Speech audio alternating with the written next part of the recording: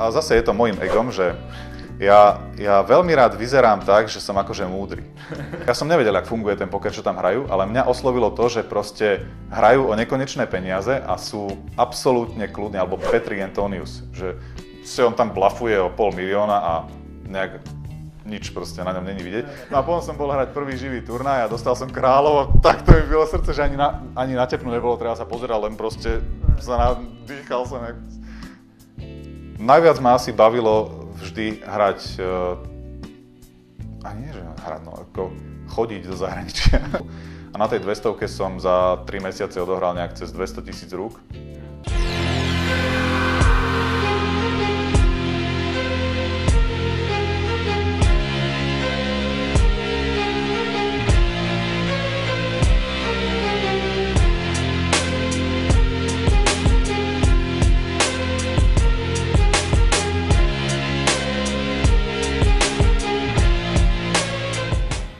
Príde taká strašne ďalšia zaujímavá vec, to tvoje cestovanie. Že ako si rozprávaš o tej kvalifikácii a tak ďalej, ale tie blogy, ktoré si písal a tie fotky, ktoré si dával, boli fakt zaujímavé, že sa na to dalo dobre pozerať. A ktoré miesta si také najzaujímavejšie navštívil? No, ja som taký v tomto dosť nenáročný, že... No počkaj, Peru, hej, a rôzne... Tam som zrovna ešte nebol, ale chystám sa.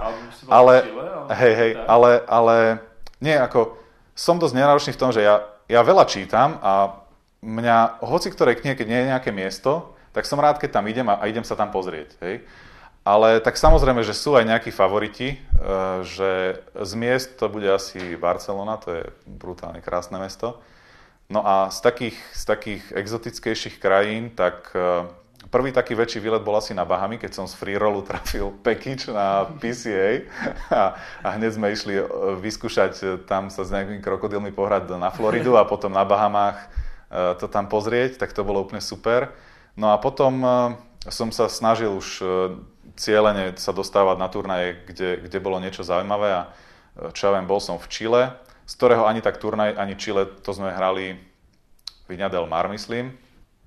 To ani nebolo také zaujímavé, ale tam sme ešte s jedným pokrovým hráčom išli a ešte pred turnajom sme išli dole do Patagónie a Torres del Paine, taký nejaký národný park, úplne krásny, tak tam sme pár dní strávili a proste do Argentíny sme sa boli pozrieť a takéto veci, nejaké veľké ľadovce. Čo bolo také, s ďalšími pokristami sme boli v Číne, keď som sa kvalifikoval na APPT Macau, tak sme si povedali, že no nejdeme do Macau, to je tam nejaké nič, tak ideme do Pekingu a z Pekingu sa nejak pozemne dostaneme až k Hongkongu a k Macau, tak to bol tiež super trip. No a teraz posledne sme boli zase s tými pokrovými hráčmi v juhovýchodnej Ázii, Thajsko, Kambodža, Malajzia, Singapur a takéto niečo. No a teraz práve sa chystám o nejaké 2-3 týždne. Som sa nejak tiež halúzne kvalifikoval, že late regol som kvalifikáciu na nejaký ANZPT Sydney v Austrálii, nejaký $30 ribeye, taký ten ultra mega turbo a proste na prvú šupu z late regol som to vytočil. No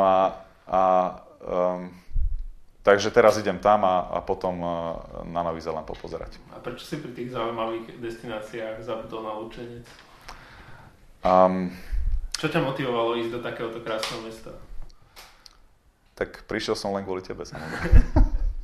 Okay, ale v Lučenci som už bol tiež. Áno? Ja som z cesty. Vieš, že je to na severe, takže... Hej, 30 km od Maďarska, tak hovoríš. Jasne. Ale u toho cestovania ešte... by som chcel vedieť, či si mal záľubu v cestovaní predtým, alebo ťa to chytilo až vtedy, keď si sa kvaldol na nejaký turnaj, prišiel si tam a zrazu, aha, existuje niečo iné ako Slovensko, je tu pekne, tak idem cestovať. Nie, ja som mal záľubu v cestovaní z toho, že teda čítam knihy. A ja mám veľmi živú predstavivosť, takže ja som to vždy dosť prežíval a vždy ma to zaujímalo, že ísť sa pozrieť na tie miesta, o ktorých som čítal. Ale jak som túto firmu rozbiehal, tak naozaj to bol asi jediný môj produktívny moment v živote, že som bol schopný pracovať od rána do večera 7 dní v týždni a proste strávil som 4-5 rokov úplne, že bez dovolenky, nič, sedel som doma, hej. No a potom zrazu prišla doba, neviem, jak sa volala tá slovenská letecká spoločnosť, čo skrachovala, Sky Europe, tuším, alebo niečo také, kde mali, že po 40 eur, že do Barcelony, za 50 eur do Paríža, tak vtedy som rovno kúpil aj do Paríža, aj do Barcelony a to bolo prvýkrát, čo som sedel v lietadle a so ženou sme išli proste na takéto výlety. A to sa mi celkom zapáčilo. No a potom som to začal spájať s pokrom, že keď som sa niekam kvalifikoval, tak sme išli a pochodil som toho dosť, som spokojný. Ak toto bola tá jedna vec, ktorú mi poker dal, tak OK. No, jasne. Mission accomplished. No, ale alebo teda strašne veľa ľudí mi príde, ktorí hrávajú poker nejak serióznejšie na Slovensku a pravdepodobne aj v Čechách, tak ťa poznajú z rôznych pokrových fór. Kdekoľvek sa niečo deje, tak si tam proste a komunikuješ. Som strašne vlezlý, no. No a prečo sa to tak veľmi angažuješ v tej poker komunite? Hej, čiže ideš priam hnusne narážať na to, že Sixmax Hyperturbo hráči nepustia ani mikrogram vedomostí von, aby si udržali hry pri živote. Tam nie je len o to, že by si priamo rozdával vedomosti, ale dosť veľa tam času tráviš, čo zase extra veľa ľudí nerobí a aká je tá tvoja motivácia? Pre mňa jedna z vecí, ktorá sa mi vždy páčila na tom, keď som niečo nové začal robiť, či už keď som začal chodiť do posilovne, alebo keď som začal hrať biliard, alebo keď som začal hrať poker, bolo to, že ti to prinesie nových kamarátov. Hej. Ja som taký, že ja všetkých pokladám za kamarátov. Hej. Možno som sa s nimi... Áno, my sme kamaráti. Už dávno. Ja o tom ani nevieš. Ale proste ja s nikým nie som nejak tak veľmi... možno s 2 hráčmi z pokru som tak, že nemusím ich veľmi, ale široká komunita je pre mňa akože... To sú všetko kamaráti. Preto aj keď je nejaká, že pokrová chata niekde v Čechách, kde sú hráči proste z nejakého českého fóra, tak idem sa tam pozrieť a proste so všetkými sa zoznámim v reále. A strašne sa mi to páči, lebo ja som bol vždycky taký, že som sa nejak tak skôr problematicky zoznamoval s ľuďmi a proste kocka, ktorá 8 hodín denne strávi čítaním kníh, že nemal som nejak, že by som sa s niekým dokázal zoznámiť a potom to nejak prišlo, že takýmto spôsobom sa dajú nájsť kontakty na zaujímavých ľudí a teda to bol taký môj primárny cieľ a druhý bol taký, že teda to moje ego, že teda chcem vyzerať múdry, tak napíšem niečo múdry. A že wow, tak to je niečo, čo mňa dokáže brutálne potešiť, že niekto mi napíše, že som niečo fakt, že dobre napísal. No, takže teraz je rád na mne s tou reklamou, tak sa ti chcem opýtať, že či prispievaš na Tiltbook pretože ti to tam všetci lajkujeme. Alebo teda tak... neprispievam tam až tak veľmi. Ale tak niečo si povedzme si otvorene, že nie, ale snažím sa, lebo je to nejaká komunita, kde môžem nejakých nových ľudí stretnúť. Aj keď je pravda, že zo slovenskej, českej komunity už veľa ľudí poznám, takže je to také skôr, že oni odinakiaľ odišli a teraz sa zdá, že sú všetci na Tiltbooku. Že tam to nejak aspoň že žije. Iné fóra už idú dosť tak do mŕtva, že nejaká diskusia... Tak ani na Tiltbooku asi nejaká diskusia o nejakých handách už nejak veľmi nefunguje, ale aspoň sa tam ľudia medzi sebou nejak bavia. Takže to sa mi na tom páči, že zdá sa, že je to taký nejaký koncept, ktorý prekonáva to, čo bolo na fórach. Že na fórach to vlastne musel niesť niekto, že tam postovali 3-4 ľudia a potom už sa to nejak oživilo okolo nich. Ale teraz, ako náhle tí starí postery prestali postovať, tak vlastne všetko to umrelo. A ten Tiltbook zdá sa, že má taký nejaký väčší moment zotrvačnosti a že je možné, že tento problém práve prekoná. No, to som celkom potešil samozrejme, potom sa vyrovnáme po rozhovore. A ako často tam chodíš? Priznaj sa. Ja si tam tak jedenkrát denne sa tam asi pozriem, že či tam niečo pribudlo. No, zhruba. No. Niektoré dni nie, niektoré dni áno. Mám takú túto, že Facebook pozriem a potom pozriem Tiltbook. Dobre, takže musím sklamať všetkých, ktorí to pozerajú, že adblocker na toto video nefunguje. Ale ako jedna z posledných vecí, ktorú by som ešte od teba chcel vedieť, už sme prebrali vlastne podnikanie, poker a tak ďalej, vlastne skôr tú minulosť, ale aké máš ciele do budúcna? Chceš vymyslieť WhatsApp, ktorý predáš za 16 milionov? Toho nie som schopný, lebo keď mi niekto povedal o WhatsApp a o Instagrame, tak som si povedal, že to je najväčšia hlúposť na svete a Instagram sa potom predal za miliardu a WhatsApp tuším za nejakých 13 či 15 miliard, neviem. Takže zjavne v tomto nemám odhad, takže sa neviem do takých vecí púšťať, ale... A čo poker teda? Čo sa týka pokeru, tak chcel by som teda skúsiť sa tým živiť. To je taký prvý cieľ. A ďalšie také ciele, samozrejme, zase pocestovať niečo, popozerať niečo zaujímavé, možno, že už aj naživo niečo trafiť. Nie len v $200 side evente, ale už možno aj v nejakom takom väčšom. Ale tak kým mi to pokrie náklady na cestovanie, tak to mi povedate stačí, ja som nenáročný človek. No a tak hrať, zlepšovať sa, zvyšovať limity, ktoré hrám, MTTčka, prvé miesto v slovenskom rebríčku, v MTTčkách na Pocket Fives musím dosiahnuť, lebo máme tam sú tam nejakí trapoši predo mnou a teda som sklamaný z toho, že na prvé miesto stačí tak málo bodov, jak majú, tak ja idem, moja challenge je, že po víkendoch to dám dole a aspoň do prvej trojky. Jasné. A čo sa týka cieľov v reálnom živote, máš nejaké ciele? Niečo, čo by si chcel dosiahnuť?